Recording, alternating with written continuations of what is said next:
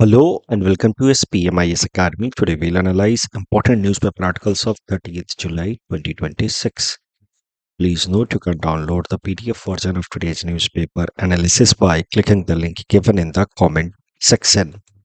This is the list of the topics that we'll be covering from today's newspaper. The first topic is about environment impact assessment and retrospective green clearances. उसको लेकर के supreme Court ने एक important judgement दिया है. So this topic is going to be important from our syllabus GS paper 3 environment point of view. अगर आप अपने GS पेपर 3 का सिलेबस देखें environment segment को, तो वहाँ पे एक अलग से टॉपिक दिया हुआ है EIA environment impact assessment. उससे रिलेटेड ये डेवलपमेंट है तो of course it becomes very important for upcoming mains exam. EIA environment impact assessment होता क्या है वो समझते हैं. UNEP के डेफिनेशन के हिसाब से EIA is a tool used to identify environmental, social and economic impact of a project prior to decision making of its implementation. सरल भाषा में कहें तो कोई भी इंफ्रास्ट्रक्चरल प्रोजेक्ट अगर लाया जा रहा हो, जैसे रोड बनाया जा रहा है, एयरपोर्ट बनाया जाएगा मान लीजिए, तो उसका कुछ ना कुछ तो इन्वायरमेंट के ऊपर और आसपास के लोगों के लाइफ के ऊपर इम्पैक्ट होगा ही. यानी कि any project, economic project will have some environmental as well as social impact. तो पहले EIA करके देखा जाता है कि कितना इन्वायरमेंटल एंड सोशल इम्पैक्ट होगा उस प्रोजेक्ट का before giving approval to that project कि हाँ ये प्रोजेक्ट हमें करना ही है. पहले एक स्टडी की जाती है, देखा जाता है कि इन्वायरमेंट के ऊपर कितना डैमेज होगा और आसपास में जो लोग हैं उनके ऊपर, उनके लाइफ पे कितना डैमेज होगा, और फिर फैसला किया जाता है कि इस प्रोजेक्ट को हमें इम्प्लीमेंट करना है या नहीं. और अगर इम्प्लीमेंट करना भी है तो किन किन बातों का ख्याल रखते हुए इस प्रोजेक्ट को इम्प्लीमेंट करें ताकि डैमेज को हम मिनिमाइज कर पाए. सो ये मकसद होता है EIA करने के पीछे. इन्वायरमेंट इम्पैक्ट असेसमेंट करके देखा जाता है कि इन्वायरमेंट के ऊपर डैमेज कितना होगा. मेनली सोसाइटी के ऊपर भी देखा जाता है, local ecology and as well as local tribal population mainly देखा जाता है, लेकिन मेनली इन्वायरमेंट के ऊपर कितना डैमेज होगा वो देखा जाता है. और फिर उसके बेसिस पे फैसला किया जाता है, और अगर अप्रूवल दे भी दिया गया प्रोजेक्ट को तो फिर तमाम मिटिगेटिंग मेजर्स लिए जाते हैं. तो इस डायग्राम को समझिए, इन्वायरमेंट इम्पैक्ट असेसमेंट का सिग्निफिकेंस समझने के लिए एग्जाम में भी आप एज इट इज बना करके आइएगा कि मान लीजिए कोई प्रोजेक्ट हम यहाँ से स्टार्ट कर रहे हैं, इस तारीख से स्टार्ट कर रहे हैं, तो उस प्रोजेक्ट को जैसे जैसे हम इम्प्लीमेंट करते जाएंगे इन्वायरमेंट के ऊपर तो डैमेज होगा ही होगा. चाहे कोई सा भी आप प्रोजेक्ट ले आए, रोड बनाते हैं या आप hydro electric power plant establish करें, इन्वायरमेंट के ऊपर तो डैमेज होगा ही होगा. अगर आप प्रोजेक्ट ना इम्प्लीमेंट करते तो इन्वायरमेंट एज इट इज रहता, कोई डैमेज नहीं होता. अब हमें प्रोजेक्ट इम्प्लीमेंट भी करना है लेकिन डैमेज को मिनिमाइज भी करना है. तो इसी के लिए हम लोग EIA करते हैं. EIA करके हमें पता चल गया कि डैमेज होगा लेकिन बहुत ज़्यादा नहीं होगा, तो प्रोजेक्ट को हमने अप्रूवल दिया. अब क्या है, मिटिगेटिंग मेजर्स भी लगाए जाते हैं कि इसमें ऐसे ऐसे हम इस प्रोजेक्ट को इम्प्लीमेंट करें ताकि डैमेज कम हो. तो EIA से फ़ायदा ये होता है कि मिटिगेटिंग मेजर्स लिए जाते हैं. सो इससे क्या है कि इन्वायरमेंट के ऊपर नेगेटिव इम्पैक्ट को काफ़ी हद तक कम किया जा सकता है. So this should be the case if there was no project implementation at all. This should be the case if the project was implemented without EIA and mitigation approach. This will be the case if the project is implemented after proper EIA and taking mitigation strategies. So EIA is a good approach in order to attain the goal of sustainable development. Development करना है लेकिन इन a sustainable manner, ताकि हमारी local ecosystem की carrying capacity पूरी तरह से destroy ना हो जाए. That is the basic meaning of sustainable development. अब EIA का जो प्रोसीजर है वो एक स्टैट्यूटरी प्रोविजन है, कानूनी प्रक्रिया है. इसको एनवायरमेंट प्रोटेक्शन एक्ट ऑफ 1986 के अंतर्गत इंट्रोड्यूस किया गया. इसमें तमाम जो इंडस्ट्रियल या इंफ्रास्ट्रक्चर प्रोजेक्ट्स हैं इनका पहले EIA करना होता है before getting approval for implementation of this project. तो जैसे कि माइनिंग, ऑफ कोल या other minerals, infrastructure development, thermal, nuclear, hydro power project या real estate and other industrial projects, इस तरीके के जो प्रोजेक्ट्स है इनका पहले ईआईए करना होता है। Projects are assessed about their potential impact on the environment. उसके बेसिस पे फैसला किया जाता है कि उस प्रोजेक्ट को अप्रूवल दिया जाए, ग्रांट किया जाए या मना किया जाए। और अगर ग्रांट दे भी दिया गया तो भी फिर तमाम मिटिगेटिंग मेजर्स का ध्यान रखा जाता है। तो ईआईए में बेसिकली 7 स्टेप्स इन्वॉल्व होते हैं। First is screening. स्क्रीनिंग कि क्या इस प्रोजेक्ट में एनवायरमेंट इम्पैक्ट असेसमेंट करना जरूरी है या नहीं। इज इट इम्पॉर्टेंट या is it a project that is going to do damage to the local environment. तो पहले वो देखा जाता है कि इस प्रोजेक्ट को का ईआईए करना चाहिए या नहीं as per the legal procedure. तो कानून में साफ साफ बताया गया है ईआईए का जो प्रोसीजर इंसर्ट किया गया एनवायरमेंट प्रोटेक्शन एक्ट ऑफ 1986 में, उसमें बताया गया है कि किस किस प्रोजेक्ट के लिए ईआईए मैंडेटरी है। तो पहले स्टेज में वही स्क्रीनिंग की जाती है कि क्या ये जो प्रोजेक्ट है इसके अंदर ईआईए करना मैंडेटरी है as per the statutory provision. अगर हाँ तो फिर ईआईए का प्रोसेस शुरू किया जाता है। तो स्क्रीनिंग के बाद होता है स्कोपिंग। देखा जाता है कि जो हम ईआईए करने वाले हैं उसमें किस किस एरिया पे हमें ध्यान देना है। एनवायरमेंट, आसपास की जंगलों पे, नदियों पे, ट्राइबल पॉपुलेशन पे। तो स्कोप तैयार किया जाता है ईआईए का। फिर देखा जाता है कि इम्पैक्ट कितना होगा जंगलों पे, नदियों पे, ट्राइबल पॉपुलेशन पे। इम्पैक्ट को प्रिडिक्ट करने की कोशिश की जाती है। फिर अगला स्टेप होता है कि कैसे कैसे उस इम्पैक्ट को मिनिमाइज किया जा सकता है, कैसे ट्राइबल पॉपुलेशन को कहीं और रिहेबिलिटेट कराया जा सकता है, कैसे कैंपा कानून के अंतर्गत जो डिफॉरेस्टेशन किया जाएगा उसको कंपनसेट किया जा सकता है कहीं और। तो ये सब इम्पैक्ट मिटिगेशन के तरीके सोचे जाते हैं इन द फोर्थ स्टेज। फिर एक प्रॉपर रिपोर्ट तैयार की जाती है और इस रिपोर्ट के बेसिस पे फिर फैसले लिए जाते हैं। अगर अप्रूवल दे दिया गया कि हाँ ये प्रोजेक्ट हमें इम्प्लीमेंट करना है फॉलोइंग दीज मिटिगेशन स्ट्रेटजी, तो उसके बाद वो प्रोजेक्ट का इम्प्लीमेंटेशन शुरू होता है। बट अप्रूवल मिलने के बावजूद भी कॉन्टिन्यूअस मॉनिटरिंग एंड इवैल्यूएशन होते रहना चाहिए कि जिस तरीके से हमने मिटिगेशन अप्रोच तय किया था इस प्रोजेक्ट को इम्प्लीमेंट करने के लिए वो अप्रोच को फॉलो किया जा रहा है या नहीं। कि मान लीजिए जंगल काटे गए तो फिर उसका प्रॉपर अफॉरेस्टेशन, कंपनसेटरी अफॉरेस्टेशन हो रहा है या नहीं। ये है लास्ट स्टेप। ट्राइबल्स का प्रॉपर रिहेबिलिटेशन हो रहा है कि नहीं, ये सब लास्ट स्टेप है monitoring and evaluation. Once decision is taken उसके बावजूद भी continuous monitoring and evaluation is to has to be done। तो these are the 7 steps of EIA। एकदम शॉर्ट में कहें एग्जाम में आप इस तरीके का फ्लो चार्ट बना सकते हैं कि ईआईए के अंदर टेक्निकल एनालिसिस होता है, देखा जाता है कि फिजिकल इकोलॉजिकल डैमेज कितना होगा। पब्लिक का ओपिनियन भी मांगा जाता है इन तमाम इंफॉर्मेशन के बेसिस पे। तो यहाँ से फैक्ट्स लिए जाते हैं, यहाँ से लोगों के वैल्यूज या ओपिनियन लिए जाते हैं। उसके बेसिस पे EIA environment impact assessment report तैयार की जाती है। फिर डिसीजन मेकिंग किया जाता है। डिसीजन मेकिंग करते वक्त बाकी सारे तमाम इनपुट्स भी लिए जाते हैं कि कॉस्ट बेनिफिट एनालिसिस क्या होगा, इस प्रोजेक्ट का कितना हमारे देश के लिए स्ट्रैटेजिक सिग्निफिकेंस है। जैसे Andaman Nicobar infrastructure development project जो है उसमें स्ट्रैटेजिक सिग्निफिकेंस को ध्यान में रखते हुए फिर तय किया गया कि इस प्रोजेक्ट को हमें इम्प्लीमेंट करना चाहिए। तो apart from technical analysis, public involvement, strategic significance of the project is also taken care before the decision making is done। तो इस तरीके से ईआई पे अगर प्रश्न आ जाए तो ये 7 स्टेप्स और ये एक फ्लो चार्ट आप बना सकते हैं। अब करंट कॉन्टेक्स्ट पे आते हैं। देखिए, एनवायरमेंट इम्पैक्ट असेसमेंट ये एक स्टैट्यूटरी प्रक्रिया है under environment protection act of 1986, लेकिन इस प्रोविजन को इंक्लूड किया गया था under environment protection act of 1986 by a notification by an amendment in Environment Protection Act of 1986 in 2006। ठीक है। तो ईआईए का प्रोविजन एक स्टैट्यूटरी प्रोविजन है, ठीक है, as per environment protection act of 1986।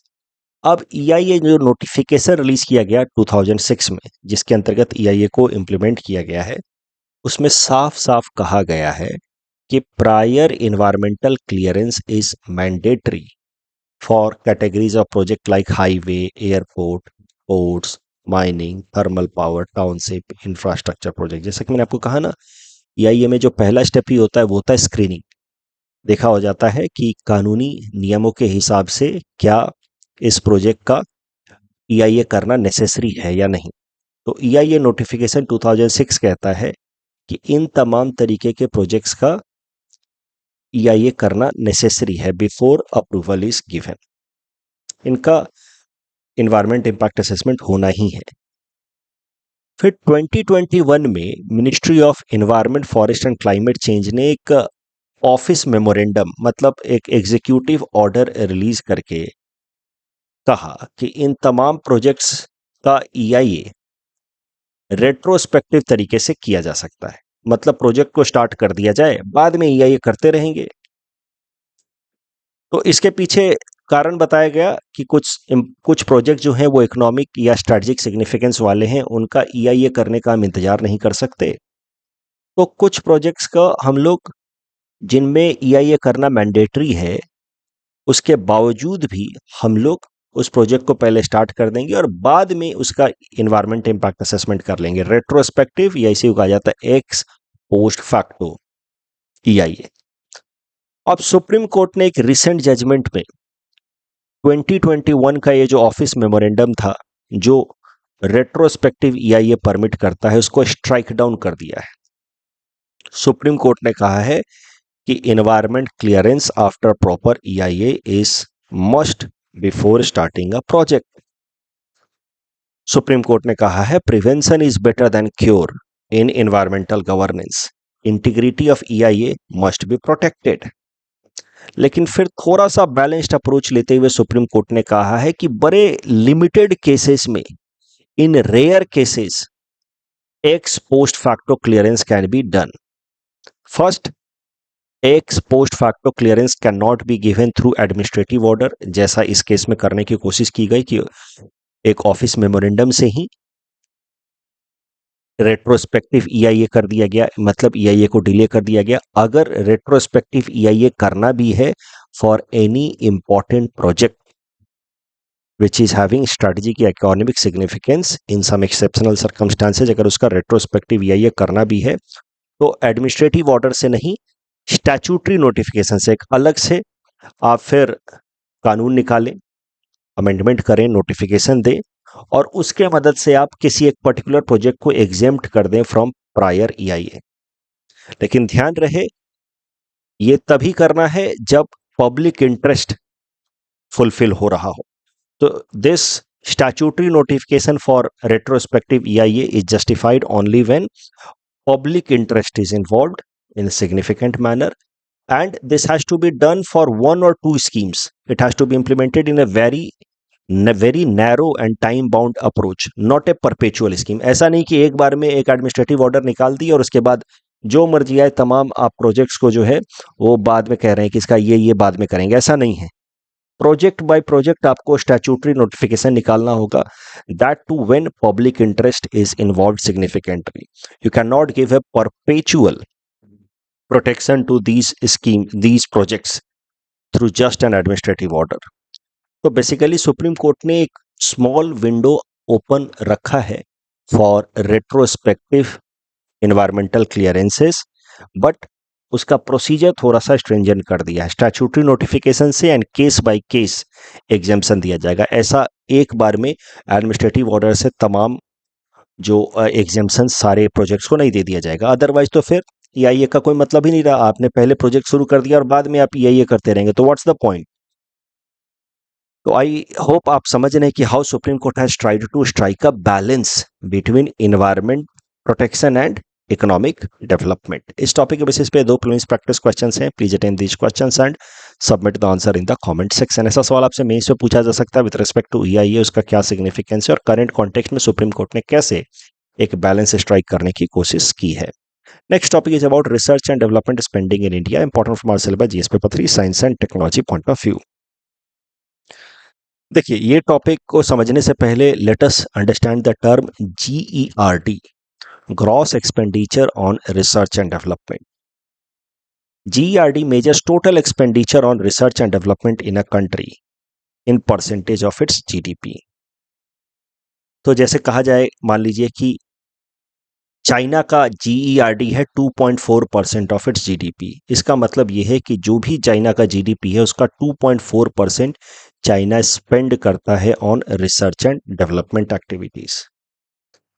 ये जो एक्सपेंडिचर है, it includes expenditure by the government, private industry, higher education institution and other research organisations in the country. तो तमाम तरीके के जो खर्चे हैं R&D पे, चाहे वो सरकार के तरफ से हो या प्राइवेट इंडस्ट्री या हायर एजुकेशन इंस्टीट्यूशन जैसे कि IITs वगैरह इनसे हो, उन तमाम खर्चों को जोड़ करके जो उसको एक्सप्रेस जब किया जाता है in terms of percentage of GDP, तो उसको कहते हैं हम लोग GERD, gross expenditure on research and development.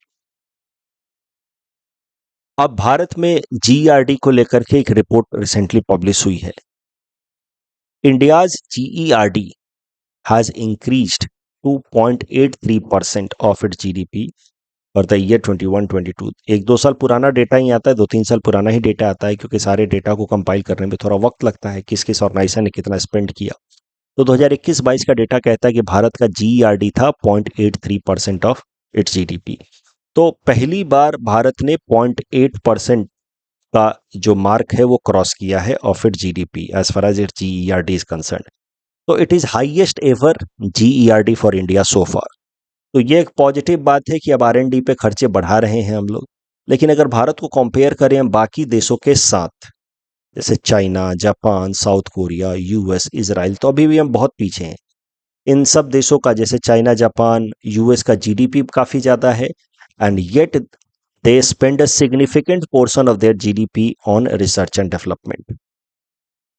Bharat के अंदर GERD की अगर हम बात करें तो it had gone down to 0.64% in 2020-21, लेकिन इसको इंप्रूव किया गया है 0.83% तक इन 2021-22। तो भारत में इंप्रूवमेंट देखा जा रहा है GERD में, लेकिन it is still very low as compare to many other tech leading countries. दूसरा जो ट्रेंड भारत के अंदर GERD में देखने को मिल रहा है वो है rise of private sector contribution. ये एक काफी पॉजिटिव बात है कि प्राइवेट सेक्टर का कंट्रीब्यूशन, प्राइवेट इंडस्ट्री का contribution in GERD has risen. It has gone up to 51.8% in the year 23-24, and this is for the first time that businesses have contributed more than half of India's total R&D expenditure. Otherwise ज्यादातर जो खर्चे होते थे R&D पे वो सरकार द्वारा होते थे, और सरकारी R&D तो आपको पता ही है कैसा होता है। वो फिर उसमें मेनली रिसर्च स्कॉलर्स को पैसा दिया जाता है, और I am not saying every research scholar, but many research scholars they engage in research activities with the goal of getting a government research scholar post या teaching post, प्रोफेसर का post in some education institution. तो वहाँ पे मकसद होता ही नहीं है बहुत बार कि कोई नई technology, breakthrough technology develop कर दी जाए। वहाँ मेन मकसद होता है कि रिसर्च करके PhD करके कोई कॉलेज में प्रोफेसर बन जाए। तो गवर्नमेंट स्पेंडिंग से ज़्यादा जरूरी माना जाता है प्राइवेट सेक्टर का spending on GERD, research and development. उससे होता क्या है कि कहीं ना कहीं private spending is mainly focusing on bringing more and more breakthrough technology, ताकि देश का साइंस एंड टेक्नोलॉजी के क्षेत्र में विकास हो। भारत सरकार ने रिसेंटली दो महत्वपूर्ण स्टेप्स लिए हैं in order to promote research and development in India. इनके बारे में आपको जानना चाहिए। एक बॉडी बनाई गई है Anusandhan research foundation, statutory body बनाई गई है एज पर अनुसंधान national research foundation act of 2023। इस बॉडी को इसलिए बनाया गया है ताकि भारत के अंदर तमाम जो रिसर्च इंस्टीट्यूशंस हैं, यूनिवर्सिटीज़ हैं, लैबोरेटरीज हैं, उनका वो हैंड होल्डिंग सपोर्ट कर पाए, उनको फंड एलोकेशन करे, ताकि R&D के क्षेत्र में वो और ज़्यादा फोकस कर पाए। तो एक अलग से बॉडी बनाई गई है Anusandhan research foundation to promote R&D ecosystem in India. उसके अलावा एक फंड बनाया है भारत सरकार ने, RDI fund, research development and innovation scheme. इसके अंतर्गत 1 लाख करोड़ का एक स्पेशल फंड बनाया गया है in order to help the private sector to scale up their research, support acquisition of technologies which are critical. मतलब प्राइवेट सेक्टर को थोड़ा सपोर्ट करेगा फाइनेंशियली, ताकि उस फंड से प्राइवेट सेक्टर को कोई नई टेक्नोलॉजी एक्वायर करनी है तो वो कर पाए, और भारत में फिर R&D को प्रमोट कर पाए। कोई बड़ी मशीन मंगानी है बाहर से, कोई बड़ी टेक्नोलॉजी मंगानी है, तो इस फंड का इस्तेमाल किया जाएगा। तो रिसेंट कुछ इनिशिएटिव्स का ही नतीजा है कि भारत का जो रैंकिंग है ग्लोबल इनोवेशन इंडेक्स में, वो काफ़ी इंप्रूव हुआ है 10 सालों में। 2015 में हमारी रैंक थी 81, अब वो ग्लोबल इनोवेशन इंडेक्स में हमारी रैंक इंप्रूव होकर के हो गई है 38। तो दो मुख्य इनिशिएटिव भारत सरकार की तरफ से एक बॉडी बनाई गई, अनुसंधान रिसर्च फाउंडेशन, और एक स्कीम लाया गया, research development and innovation scheme. उसके अंतर्गत 1 लाख करोड़ का research development and innovation fund बनाया गया है to provide hand holding support to businesses या स्टार्टअप्स या institutions engaged in R&D activities. इस टॉपिक के बेसिस पे 2 प्रीलिम्स प्रैक्टिस क्वेश्चंस हैं। Please attempt these questions and submit the answer in the comment section. ऐसा सवाल आपसे मेंस में पूछा जा सकता है। Please attempt this question. If needed, you can read the hints as well. Next topic is about Global Tiger Day, important from our syllabus GS paper 3 environment point of view. हर साल कल का दिन जो बीता है 29 जुलाई, इसको दुनिया भर में ग्लोबल टाइगर डे की तरह ऑब्जर्व किया जाता है या सेलिब्रेट किया जाता है। लक्ष्य है इसका to raise awareness about tiger and their significance in ecosystem. Tiger day इसलिए मनाया जाता है ताकि टाइगर की कंजर्वेशन को लेकर के अवेयरनेस क्रिएट हो। 29 जुलाई को ही क्यों टाइगर डे मनाया जाता है, तो उसके पीछे कारण है कि साल 2010 में सेंट पीटर्सबर्ग टाइगर समिट बुलाई गई थी बाय दोज कंट्रीज जहां पे टाइगर्स हैं। Saint Petersburg tiger summit in Russia was called by nations that are home to tigers. यहाँ पे 13 देशों के रिप्रेजेंटेटिव्स एक साथ मिले। These are known as tiger range countries. इस सेंट पीटर्सबर्ग टाइगर समिट में तय किया गया कि बाय 2022 हमें ओवरऑल दुनिया में टाइगर की पॉपुलेशन को डबल कर देनी है, E/2 कर देना है। ये सेंट पीटर्सबर्ग टाइगर समिट जो है वो 7-8 दिन तक चली। तो उसका जो मिडिल पॉइंट था वो 29 जुलाई था। फर्स्ट एंड लास्ट डे के बीच का जो हाफ वे पॉइंट था वो था 29 जुलाई। तो इस कारण से तय किया गया कि 29 जुलाई को हम लोग ग्लोबल टाइगर डे की तरह सेलिब्रेट करेंगे in order to create awareness about tiger conservation. लक्ष्य ये भी रखा गया था, याद रखिएगा, सेंट पीटर्सबर्ग टाइगर समिट में कि टाइगर की पॉपुलेशन को 2 टाइम्स करनी है। इंडिया टाइगर पॉपुलेशन, भारत के अंदर अगर टाइगर पॉपुलेशन की हम बात करें तो as per the tiger estimation that was done in 2022 हमारे देश में 3682 टाइगर्स हैं। That makes India country with largest tiger population. दुनिया के 70% टाइगर अकेले भारत में है। और भारत ने साल 2006 से लेकर के अभी तक टाइगर की पॉपुलेशन 2 गुना से भी ज्यादा बढ़ाई है। साल 2006 इंपॉर्टेंट है as far as tiger conservation is concern, क्योंकि इसी साल में टाइगर कंजर्वेशन के लिए एक अलग से बॉडी बनाई गई, NTCA, national tiger conservation authority.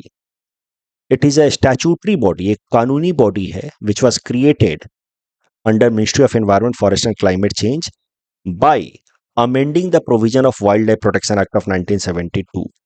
The amendment was done इन 2006। तो वाइल्ड लाइफ प्रोटेक्शन एक्ट 1972 को अमेंड करके साल 2006 में एक स्टैट्यूटरी बॉडी बनाई गई, national tiger conservation authority, focusing on conservation of tiger.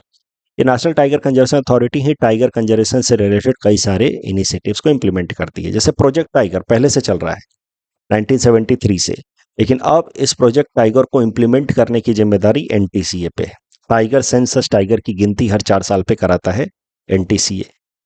किस किस एरिया को टाइगर रिजर्व डिक्लेयर करना है वो भी देखता है NTCA। और NTCA ने रिसेंटली एक और इनिशिएटिव लॉन्च किया है, TOTR initiative, tiger outside tiger reserve. इसके बारे में भी हम लोग देखेंगे। तो NTCA बना साल 2006 में और तब से लेकर के अभी तक भारत में टाइगर्स की संख्या डबल हो गई है। Project Tiger one of the earliest project with respect to tiger conservation, इसको लॉन्च किया गया था 1973 में by Ministry of Environment, Forest and Climate Change. It is a centrally sponsored scheme, Bharat सरकार स्टेट गवर्नमेंट मिल करके चलाते हैं। लक्ष्य है अलग अलग टाइगर रेंज स्टेट्स के अंदर टाइगर की कंजर्वेशन को प्रमोट किया जाए।